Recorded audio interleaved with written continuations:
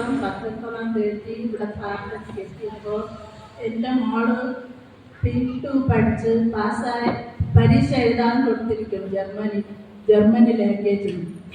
അവിടെ ഒരു പ്രാവശ്യം തോറ്റ്, ഇത് 2ാം പ്രാവശ്യം കൊടുത്തു. എന്നിട്ട് ഞാൻ ഇവിടെ വന്ന് ആദ്യമായിട്ട് പ്രാർത്ഥിച്ചു. അന്ന് ഈ മതിൽ കണക്ക് പോയപ്പോൾ എൻ്റെ മോള് ഫോൺ വിളിക്കുന്നു, അമ്മ ഞാൻ വീട്ടിൽ പാസ്സായി. എൻ്റെ വയറ്റിൽ ഈ 2 കട്ടികളുണ്ടായി. 8-9 വർഷമായി എനിക്ക് ഈ കട്ടിയുണ്ട്.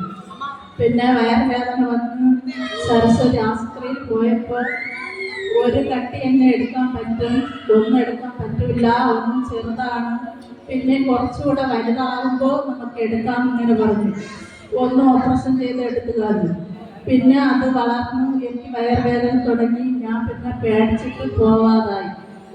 കാരണം എനിക്ക് 3 സിസേറിയനായിരുന്നു. ഇത് ഒരു കട്ടിയെടുത്ത് 4 ഓപ്പറേഷൻ തീർന്നു. ഇനി എനിക്ക് പോകാൻ പറ്റത്തില്ല എന്ന് പറഞ്ഞ് ഞാൻ പേടിച്ച് പിന്നെ ഹോമിയോ മരുന്ന് കഴിച്ച്. എന്നാലും അത് തീർന്നില്ല. പിന്നെ ഞാൻ അന്ന് പോയില്ല. ആ വേദന അന്നും ഇല്ലാതായിരുന്നു. ഇപ്പം 3-4 മാസം കൊണ്ട് എനിക്ക് വയറുവേദന തുടങ്ങി. കൈ വയ്ക്കുമ്പോൾ ആ കട്ടി തടുക്കണം. എന്നിട്ട് ഞാൻ വീട്ടിൽ ആരും പറഞ്ഞില്ല. പറഞ്ഞാൽ ഇവരെല്ലാം കൊണ്ടുപോയി ഓപ്പറേഷൻ ചെയ്യും ഇങ്ങനെ പേടിച്ചിട്ട് ഞാൻ പറഞ്ഞില്ല. പിന്നെ കഴിഞ്ഞ മാസം മോളോട് പറഞ്ഞു, മോളെ ഞാൻ വൈകുന്നേരം ആകുമ്പോൾ പനി പിടിച്ച് ചുമ്മാ കിടക്കും.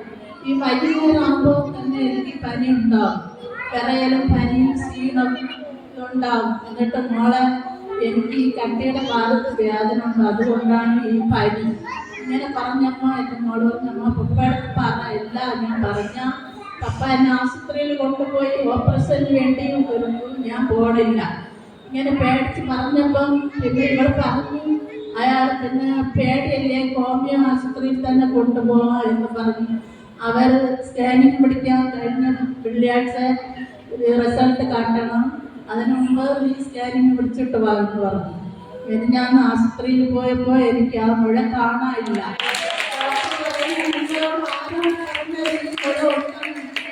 എനിക്ക് ഒന്നുമില്ലെന്ന് പറഞ്ഞു, ഒരു പ്രശ്നമില്ല.